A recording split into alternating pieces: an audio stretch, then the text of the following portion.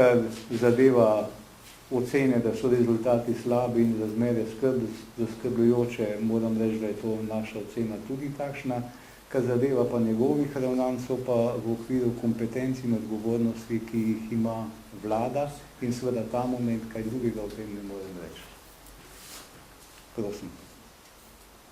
A boste šli, če bo slučajno ta odstop, da ste vi skupaj z SDS-om v EU, predsednikovanje Evropske unije?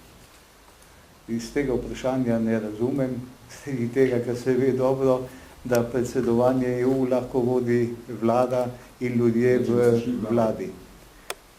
O tem je absolutno preuranjeno govoriti, predvsem se pa mora vlada, ki je do včeraj, ampak dobesedno do včeraj, odklanjala vsak dialog po temeljnih vsebinskih vprašanjih z opozicijo, danes pa govori o eventualnem odstopu, kar je treba videti, ali je to treba oceniti kot resno opozorilo ali pa kot šalo in grožnjo. Najprej sama razmisli, kako bo ravnala. Mi v opoziciji bomo imeli kasneje dovolj časa in se bomo gotovo odločali tako, da bo v korist Slovenije. Naprej. Smo zbrali razumeli, mislim, ne razumija, kako boste podprli predlog. Ja, nismo rekli, ampak je tako. Ja.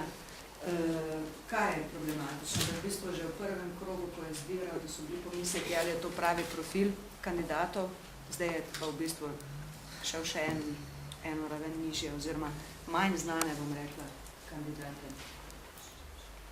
Problem je v tem, da mislimo, da bi na Ustavno sodišče morali priti ljudje, ki jim to pomeni res, da rečem, zaključek zelo kvalitetne in uspešne pravne kariere, da v Ustavnem sodišču mnogokrat ne gre za operativno sojenje, ampak za ne samo tolmačenje, ampak tudi širšo razlago razumevanja Ustave in da radi tega to zahteva poseben profil ljudi, tudi teoretično podkovanih, in bi bilo naše pričakovanje, da bi vsaj del kandidatov lahko bil iz akademske sfere, drugače pa vsaj iz ranga vrhovnega sodišča kot preko tistega pogoja dosedanje profesionalne kariere, ki daje neka zagotovila, da posamezna kandidatka ali kandidat res ustreza naši predstavi o vlogi Ustavnega sodišča.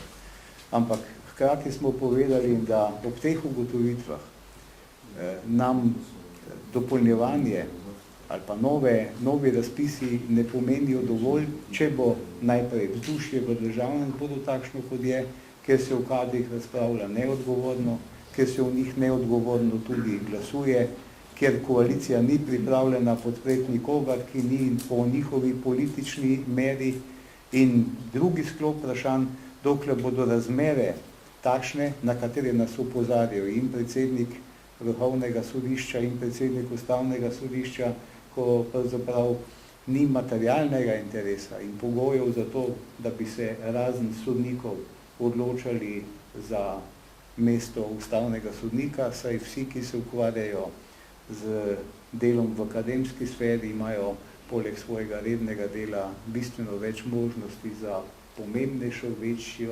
pomembnejše večji zaslužek, kot pa bi ga lahko dobili na Ustavnem sodišču. Prosim. Če se lahko vrnem nazaj na interpelacijo. Ja.